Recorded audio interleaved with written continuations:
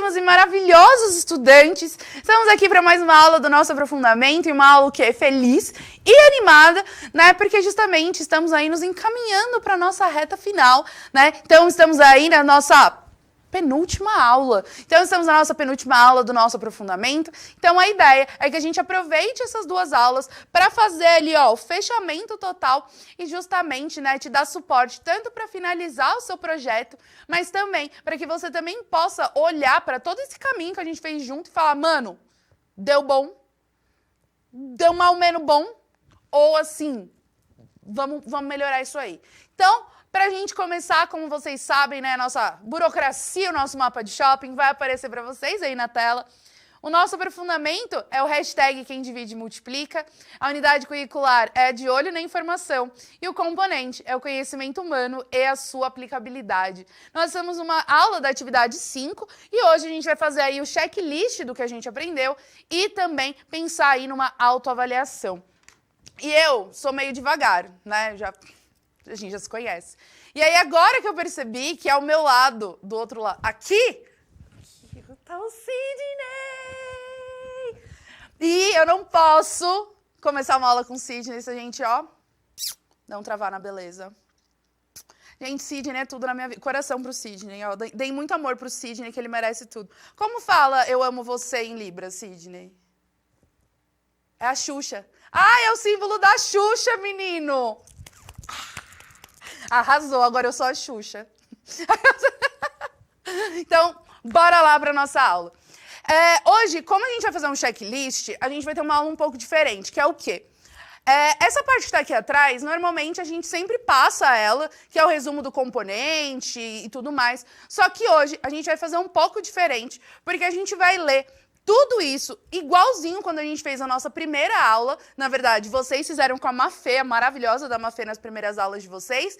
E a gente vai ver se a gente conseguiu aí atingir qual era a proposta do nosso componente. Então, vai aparecer para vocês aí e a gente vai ler junto. Então, a proposta do nosso componente, que é o conhecimento humano e a sua aplicabilidade, é conhecer, então, né, ver coisas novas, partir de, então, reconhecer, interpretar, né, o mundo de uma maneira mais específica, né, tendo como objetivo aí transformar o conhecimento, né, em apreensão da realidade. Então a questão não é a gente só entender o conhecimento como um monte de palavras num livro, ou o conhecimento como coisas que a gente tem que decorar, sei lá, por exemplo, seno, cosseno e tangente. Não é isso. É muito pelo contrário. É a gente começar a entender de que o conhecimento tem que ser transformado em uma apreensão da realidade. Eu não preciso decorar o que é seno, cosseno e tangente, mas quando eu preciso fazer uma obra, quando eu preciso construir alguma coisa, quando eu quero, sei lá, decorar a minha casa, esse tipo de cálculo é importante para que justamente eu consiga comprar móveis na medida correta, para que eu possa ali dentro do meu cotidiano fazer as coisas da melhor maneira possível. Ou, por exemplo, não adianta nada eu decorar, por exemplo, Durkheim, se eu não entendo o como isso se transforma em algo palpável, em como eu posso usar todo esse conhecimento que foi construído durante milênios, vamos colocar assim, né? A gente tem livros aí, né? Na verdade, livros não, mas vamos dizer, textos e outros recortes são milenares. Então, não é só entender o conhecimento como algo que a gente decora para soar bonito quando a gente vai conversar com alguém, mas o conhecimento... A parte mais importante do conhecimento, e talvez a que às vezes a gente deixe mais de lado, é como a gente pode usar toda essa construção para justamente aplicar na vida real. Como a gente pode pegar todo esse conhecimento acumulado e transformar a nossa realidade em uma realidade melhor, né? Então, a ideia com isso é estabelecer a relação entre si, então entre nós, e o objeto de conhecimento. Então, aonde eu estou em relação a esse objeto? E a gente viu isso, né? Principalmente, eu acho que no começo, a gente obviamente viu isso em toda a jornada, mas eu acho que principalmente no começo, quando a gente começou a entender qual é a diferença entre técnica, tecnologia, ciência, de como o senso comum também é uma forma de conhecimento, como se constrói o conhecimento científico, mas talvez essa parte aqui, eu, Fabiana, analisando o nosso trajeto, eu diria que talvez essa parte a gente coroou, né, com Epistemologias do Sul, do Boaventura de Souza Santos. Eu acho que essa parte a gente trabalhou, eu acho que talvez de uma maneira mais forte nessa primeira parte do aprofundamento, tá? E aí, a gente também, no aprofundamento, buscou analisar aí os impactos, né, em perspectiva diversa. Então, um impacto geral, a gente não teve um objetivo específico de olhar, não, a gente quer saber São Paulo em 1902. Não, a gente pegou, analisando os impactos dos avanços tecnológicos no seu sentido mais amplo, né? Então, quando a gente discutiu, por exemplo, sobre ética, a gente discutiu o conceito mais amplo de ética. Quando a gente falou um pouco sobre bioética e tecnoética, a gente não olhou para essas duas situações em casos específicos. Por exemplo, aplicada à saúde da terceira idade. Não. A gente olhou tanto para a bioética quanto para a tecnoética, analisando, né, dentro do seu panorama geral. Mesmo quando a gente fez aquela viagem pelo século XX, obviamente que a gente vai estar mais concentrado na Europa, né? Porque, querendo ou não, boa parte da nossa experiência foi muito numa visão eurocêntrica, né?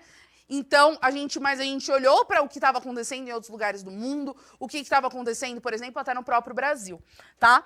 E então, não só os avanços tecnológicos, mas a sua utilidade em tempos e sociedades diferentes. Como, por exemplo, a utilização de robôs e inteligência artificial, né? Mas que, ao mesmo tempo, elas também podem se substituir algumas atividades profissionais, né? E, além disso, a gente também falou sobre a cultura de massa, né? E o seu significado e ressignificado a partir da introdução de novas mídias. Então, exatamente de como... fake news. Fake news é algo que sempre existiu, né? Essa questão das pessoas inventarem histórias, boatos, enfim, para poder manipular a opinião pública ou de um certo grupo, isso sempre existiu. A gente até viu aquela linha do tempo mostrando que, cara, antes, sei lá, a galera fazia isso por livro, em jornal que circulava na cidade. Era um peso muito menor, era um alcance muito menor. Só que com as novas tecnologias, principalmente quando a gente fala sobre a internet, essa maneira com, por exemplo, a fake news, a desinformação, o processo da pós-verdade vai acontecendo, é muito diferente, né? O fato de que a gente não tem o controle do alcance, e não é só o controle, talvez o mais importante não seja controle. Até, o controle é bem importante. Mas, assim, a gente não tem essa noção. E a noção vem antes do controle. Porque eu não posso controlar algo que eu não entendo. Eu não posso entender como ter esse controle sobre algo que, para mim, não é claro. Então, entenda, esse controle não é controle de, tipo, censura os meios de comunicação. Não. Mas é a gente entender, né, onde que a gente está pisando. Então, por exemplo, cara, se é algo que eu não tenho certeza, se é uma informação que eu não tenho tanta certeza assim se ela é verdadeira. Eu realmente acho que é uma boa ideia postá-la de maneira pública em um site onde isso pode acabar chegando a mais pessoas do que eu gostaria, ou talvez seja agora uma ideia de uma publicação, talvez seja para os meus melhores amigos, talvez eu deva mandar só para as pessoas que eu conheço. Então, a gente mesmo não tem também tanta noção do alcance e de como essas novas tecnologias funcionam. A gente também falou bastante sobre como essa ausência de noção, e a noção que eu digo é conhecimento mesmo, essa ausência desse conhecimento sobre as novas tecnologias acabam fazendo com que quem manja, que são os tecnocratas, e a gente já começou a falar de tecnocratas quando a gente fala ali sobre indústria 4.0, por exemplo, quando a gente fala sobre esses tecnocratas, que são essas pessoas que conhecem essas tecnologias e que elas têm poder sobre essas tecnologias, porque muitas vezes eles são quem... Nossa, eu fiz uma frase muito errada. Eles são os produtores dessa tecnologia. Isso! Eles são os produtores dessa tecnologia. Eles sabem como ela funciona. A gente não. Então, quando a gente tem aquela visão de que, tipo, eu tô na internet, eu tô vendo a opinião de todo mundo. Cara, não! Você está inserida dentro de um nicho que foi determinado para você com base em um algoritmo. A sua visão é muito limitada e ela é limitada para aquilo que você quer ver. Porque o seu Instagram, ele é feito para que você só tenha acesso àquilo que você quer ver.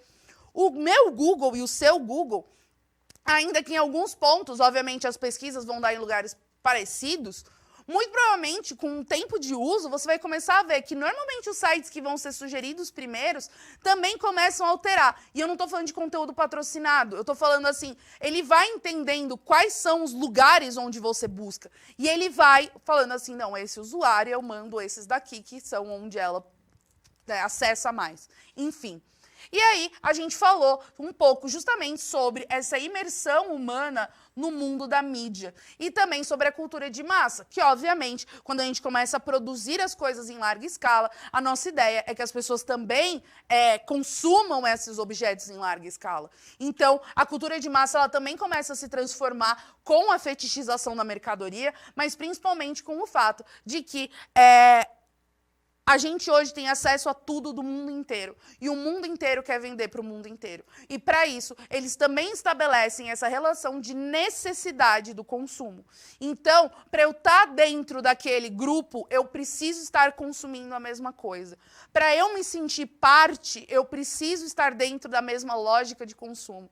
E isso serve a todos nós, todos. Por causa que essa cultura de massa, ainda que normalmente quando a gente vai discutir essa cultura de massa, a gente vai para um sentido de que é só coisas que, sei lá, estão na TV. Então, não, a cultura de massa é só se você quiser comprar a Balenciaga, porque é o que todo mundo está falando. Cultura de massa é só se você quiser ter um iPhone, por causa que é o que todo mundo fala. Mas existem as culturas de massa também inseridas dentro da subcultura. Então, quando a gente fala, ou subcultura, contracultura, como você quiser chamar. Por exemplo, eu teoricamente, faço parte de uma subcultura, de um subgrupo.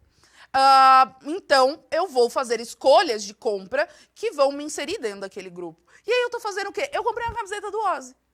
Isso é cultura de massa? É cultura de massa. Entendeu? Quando, por exemplo, o Metallica, ele, aproveitando o hype lá do Stranger Things, que tocaram uma música deles, eles começaram a fazer conteúdo patrocinado, investir em marketing, merchandising, vinculado à série de TV, isso é cultura de massa. E aí você vai falar, mas o metal a gente está na contracultura. A gente pode até ser um movimento que tem a sua ideologia pautada enquanto contracultura. Mas isso não significa que esses movimentos também não estejam inseridos dentro de uma sociedade e que também exista a questão da cultura de massa. Por exemplo, Pink Money, o Green Money, até mesmo movimentos que tentam quebrar com essas lógicas de, por exemplo, a galera que hoje fala sobre uma moda mais sustentável, upcycling, produtos veganos, sem crueldade animal, hoje tem muitas empresas milionárias que investem em produtos que estão dentro desse nicho, não porque elas pensam no meio ambiente, mas porque elas querem vender para essas pessoas que estão pensando. A lógica não é que elas querem salvar o meio ambiente, elas querem vender para quem quer salvar. E elas querem lucrar em cima disso. Então, a cultura de massa, ainda que muitas vezes a maneira mais fácil da gente entender seja falando do geralzão, mas o ponto é, a cultura de massa tem em todos os lugares. E quando a gente fala do advento da internet, essa cultura de massa, ela cresce ainda mais. Porque você agora consegue atingir nicho.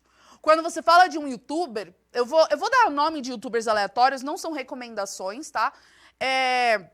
Mas são youtubers assim que eu assisto, ou já assisti, e que não tem nada a ver. Por exemplo, se você pega... tem uma mina que chama Toxic Tears. Ela é gótica trevosilene lá da Escócia. Mano, quem assiste o canal dela tá dentro desse nicho. Então, obviamente, as marcas que pagam pra ela fazer propaganda são as marcas de roupa alternativa. Tem uma brasileira também que faz isso, que é a Renata Selle. Ela é uma artista, ela tá dentro dessa subcultura. As marcas que patrocinam ela são marcas de roupa alternativa. Quando você vem pra... A Karen Bacchini tá cancelada hoje, mas, enfim. A Karen Bacchini, ela sempre, com os anos, ela foi indo muito pro mercado de luxo. Hoje, quando você vê, a maioria das marcas que investem e patrocinam ela são marcas de luxo. Porque, justamente, eles entendem que o público que continua assistindo esse canal é um público que tem interesse em marca de luxo. Então, a cultura de massa, ela continua acontecendo. Ela só se adapta às novas tecnologias. E aí... Dentro disso tudo... Então, ó, eu vou ter isso aqui como ok. A gente viu tudo isso aqui, né? E os objetos, então a gente viu os avanços científicos e os seus usos em diferentes temporalidades. Isso nós vimos em sociedades, a gente fez um geralzão. E os impactos da tecnologia na indústria cultural e de massas. A gente também viu isso, né, principalmente no final, quando a gente estava falando mais especificamente sobre internet. Tá? Então, eu vou dar como ok essa parte. Eixos estruturantes. A gente tem aqui investigação científica, processos criativos, intervenção e mediação sociocultural e empreendedorismo. Então, dentro dessa lógica, o que a gente precisava era selecionar e sistematizar com base em estudos e pesquisas, em fontes confiáveis, informações sobre temas e processos de natureza histórica, social, econômica, filosófica, política, cultural, enfim. E aí, identificando os diversos pontos de vista e posicionando-se mediante argumentação, com cuidado de citar as fontes e os recursos utilizados em pesquisa e buscando apresentar conclusões com o uso de diferentes mídias. Isso a gente fez. Obviamente que essa parte de pesquisa e sistematização, ela ficou com vocês nas orientações dos alunos, mas a gente trabalhou bastante com a ideia de vocês irem atrás de fontes confiáveis. A gente falou bastante sobre método científico, processo de busca de fontes confiáveis. A gente falou sobre desinformação, fake news. Então, tudo isso a gente falou, então eu vou dar um ok. Segundo, propor e testar soluções éticas, estéticas e criativas inovadoras para problemas reais, relacionando-os a temas e processos de natureza histórica, econômica, social, blá, blá, blá, blá, blá. Então, ó, propor eu fiz, testar era a função de vocês. Aí quem tem que me falar é se vocês conseguiram, né? Mas, querendo ou não, a gente falou muito sobre soluções éticas, eu acho que talvez mais até do que estéticas e tal, mas a gente falou muito mais sobre soluções éticas, criativas e inovadoras para problemas reais relacionados a temas e processos de natureza histórica e tal. Então, isso a gente falou bastante sobre como a gente poderia pensar em como solucionar problemas que estão com a gente há tanto tempo, né? De como a gente olhar para todas essas situações que a gente vê de, por exemplo, da desinformação, do processo de construção da cultura, de pós-verdade, principalmente do Epistemologias do Sul, do Boaventura de Souza Santos, de como nós podemos criar uma realidade melhor do que a que nós temos hoje. Principalmente tendo em mente que, para que isso aconteça, a gente tem que olhar para o passado, para justamente, vamos dizer assim, que a gente não cometa os mesmos erros e não fique patinando em cima do mesmo lugar, olhando para frente, mas lembrando, lá na frente não tem nada. Tudo que vai vir lá na frente, a gente tem que construir hoje. Então isso, eu acho que tá ok. Mas, mano, vamos e vocês falando, porque eu tô aqui dando ok, mas eu preciso saber se tá ok para vocês. Isso daqui não é só para que eu olhe. Eu tô vendo aqui o meu ponto de vista, se eu fiz e o que eu não fiz. Mas, e como tá para você? Como tá na escola? Porque, cara, foi o que eu falei, tem várias coisas aqui que eu não fiz com vocês. Por exemplo, eu não fiz pesquisas com vocês. Vocês fizeram essas pesquisas? E aí? Temos também identificar e explicar situações em que ocorram conflitos, desequilíbrios e ameaças a grupos sociais, a diversidade dos modos de vida, as diferentes identidades culturais e ao meio ambiente em âmbito local, regional, nacional. A gente fez isso. Isso a gente fez. A gente falou bastante sobre essa questão, principalmente na atividade 3? Ou foi a 3 ou foi a 4, em que a gente falou muito mais sobre como identificar e explicar situações onde a gente tem aí diversas ameaças a grupos sociais. Nesse caso, a gente falou mais sobre os grupos sociais de povos originários e outras pessoas que acabam sofrendo com esses processos de degradação, enfim, entre várias outras coisas. E a gente também, no último, né, então esse daqui ok, nós vimos, identificamos situações, problemas e tal, e aqui a gente selecionou e mobilizou intencionalmente conhecimentos e recursos das ciências humanas e sociais aplicadas para desenvolver um projeto pessoal ou empreendimento produtivo em âmbito local, regional e nacional. Esse daqui, ó, isso aqui é seu, ó. Porque justamente aqui o meu papel era dar subsídio para que vocês pudessem construir esse projeto. Obviamente, existiam as orientações no último slide, que é a orientação para aluno, mas essa parte quem tem que me dizer são vocês, porque essa daí eu não sei se está ok, não. Tá ok? Me digam. né? E aí, por último, as habilidades das ciências humanas e sociais aplicadas, que aí a ideia é contextualizar, comparar e avaliar os impactos de diferentes modelos socioeconômicos no uso dos recursos naturais e na promoção da sustentabilidade econômica e social do planeta. Então, como a adoção dos sistemas de agrobiodiversidade, entre outras coisas, a gente falou não tão profundamente sobre sistemas agroflorestais e coisas do tipo, mas a gente falou sobre a questão ambiental vinculada a justamente esses avanços tecnológicos e como a degradação ambiental vem ocorrendo. E também, isso a gente problematizou hábitos e práticas individuais e coletivas de produção, reaproveitamento e descarte de resíduos em metrópoles, áreas urbanas e rurais e comunidades de diferentes características aí socioeconômicas. Então, falando sobre como a gente pode fazer com que o nosso próprio conhecimento gere sustentabilidade socioambiental e o combate à poluição sistêmica e o consumo responsável. Então, isso acho que é ok. Estamos como ok. Esses daqui a gente, obviamente, fez muito mais o processo de entender como isso acontece, né? De discutir melhor como essas relações elas acontecem, principalmente vinculadas ao avanço tecnológico, né? E como também o avanço tecnológico ele pede tanto da gente. Aqui é o resumo do componente de novo, se vocês quiserem ver. Temos o nosso quadro integrador. Eu sugiro que vocês olhem para esse quadro e vejam como se vocês conseguiram atingir tudo em cada um dos seus componentes. No caso, a gente vai fazer isso agora, só que especificamente do nosso. Então, esse é o quadro, se vocês quiserem, tem todas aqui. Então, os números por trás da informação, razão e sociedade, representação do espaço geográfico, o conhecimento humano e sua aplicabilidade e o sociedade e conhecimento. Vamos ver se a gente fez aqui o que a gente precisava. Então, na primeira, a gente analisou e avaliou criticamente as relações entre conhecimento científico e tecnologia. A gente fez exatamente isso. A gente foi lá, vocês começaram com a Mafê, a diferença entre ciência, técnica e tecnologia, o que é senso comum, o que é senso crítico e o que é conhecimento científico. Na atividade 2, pesquisamos diferentes tipos de tecnologias e invenções e a sua aplicabilidade. Aqui foi onde a gente fez a retrospectiva século XX. Então, a gente viu tudo que aconteceu de mais importante no século XX e não só isso. Quais foram as principais invenções, os recursos tecnológicos que vieram com esses eventos do século XX. Então, a gente analisou sobre essas diferentes tecnologias e invenções e como elas foram aplicadas ao longo do tempo. Visto que, quando a gente falou sobre isso, várias delas, por exemplo, tinham sido inventadas a princípio para a guerra. Por exemplo, quando você pensa no computador do Alan Turing, tem um anterior, eu não vou lembrar qual, mas quando você pensa no computador do Alan Turing, ele é um computador que ele foi criado para desencriptografar.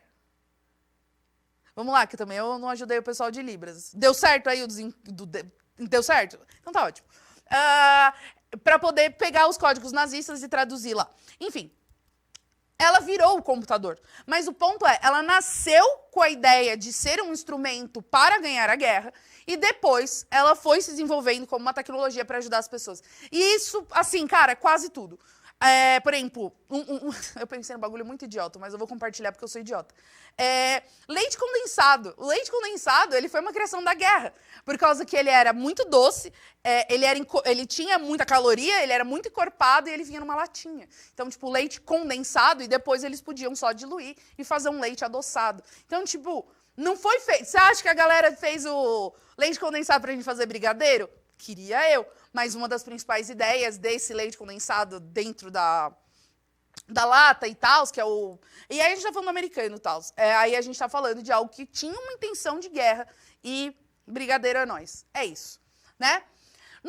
Na atividade 3, a gente fez uma curadoria de informações que refletem sobre a tecnologia a serviço da informação fato ou fake. Na atividade 3, a gente falou bastante sobre desinformação, sobre como a tecnologia tem um papel ainda maior, né, sobre esse processo de desinformação da sociedade, o quanto essas ferramentas de algoritmos, sistemas de informação, fazendas de perfis, entre outras, deepfake, que cada vez mais estão surgindo numa velocidade muito grande e nós estamos sendo, obviamente, impactados por isso e gerando aí processos de desinformação, descrença, entre várias outras coisas. No 4, a gente falou sobre aplicar o método historiográfico para a interpretação de fontes de informação. Nesse caso aqui, na atividade 4, a gente fez um pouco diferente. A gente não falou tanto do método historiográfico aqui para fontes de informação, mas aqui a gente fez uma análise. Então, vamos trocar. Aqui, a gente não falou tanto do método historiográfico, mas a gente fez uma análise de fake, na verdade, né? De fake news e a sua construção. Então, quais são os métodos? A gente fez o inverso. Ao invés do método para interpretar, a gente olhou sobre como são feitos os métodos que utilizam dessas pinceladas científicas para justamente gerar desinformação. Então, aqui, a gente fez um movimento contrário. Falei para vocês. A gente, não necessariamente, o que importa é a gente atingir nosso objetivo. E até vou usar essa pausa aqui, porque a gente fez o movimento inverso, que é o quê? Isso também é válido. Se você também está assistindo sua aula na escola, não significa que seu professor tenha qualquer obrigação de trabalhar ou fazer as coisas exatamente como eu fiz. Esse balanço aqui é balanço sobre qual era o objetivo, e os objetivos, sim, esses aí todos nós compartilhamos, mas a maneira com que esses objetivos são alcançados, como o seu professor escolheu, né, orientar esse componente, cara, é porque ele é lindo, ele é maravilhoso e ele sabe o que é melhor para você. Eu tô aqui, eu tô dentro de um estúdio, eu não tenho vocês aqui comigo.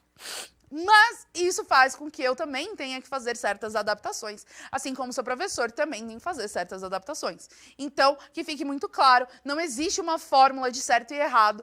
Aqui a gente está analisando, dentro da minha proposta, se a gente atingiu o que vocês precisavam ter atingido dentro de como eu organizei essa proposta. E essa é a mesma ideia de com o seu professor. Você tem os objetivos. Dentro de como o seu professor apresentou trouxe isso para você, você atingiu? Atingiu, então é só alegria, é só sucesso. Fechou? E por último, avaliar aqui o processo de aprendizagem e produzir resultados para o Observatório da Veracidade. Então, foi o que eu falei, essa atividade 5 é só para a gente rever certas coisas, olhar se a gente atingiu, para que vocês possam aí finalizar o seu aprofundamento ali, produzindo o seu Observatório da Veracidade que vocês estão fazendo aí no Coletivos.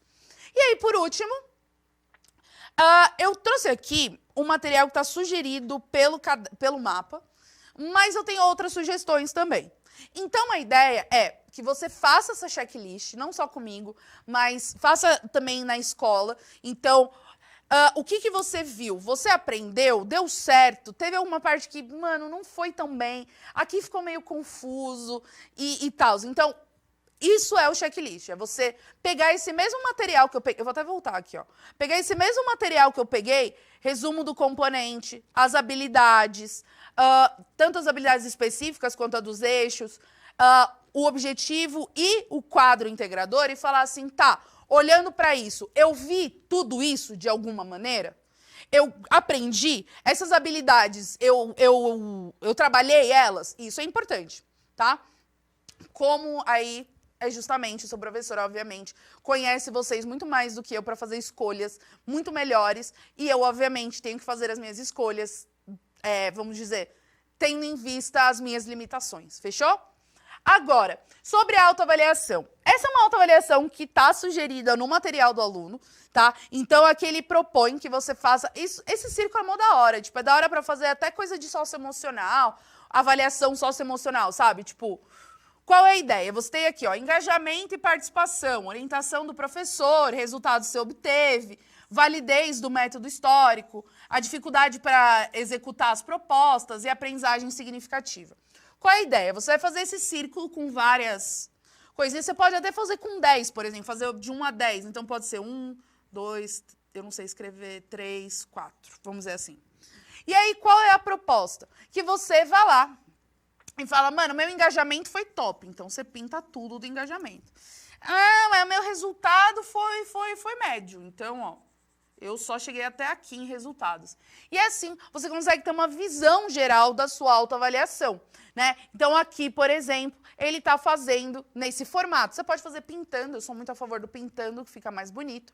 Mas vocês também, e essa é uma dica que eu dou para vocês, ó, é que vocês podem também usar um modelo do própria autoavaliação das competências socioemocionais, só que convertendo esse questionário de avaliação das competências socioemocionais que vocês já conhecem, vocês já estão acostumados, para uma autoavaliação do componente. A dica é porque justamente já é um método que vocês já estão mais acostumados e talvez vocês se sintam mais confortáveis. Mas o que é mais importante é que você avalie o quanto esse semestre foi positivo e se você atingiu os seus objetivos ou se ainda falta alguma coisa para você melhorar. Fechou? Eu já vi aqui que falta várias coisas para eu melhorar, espero que eu melhore para o mês que vem e me ajude a melhorar dando aí a sua autoavaliação. Não esqueça também do nosso canal de Educação Antirracista e a gente se vê na nossa próxima e última aula. Um beijo, vocês são lindos e até a próxima.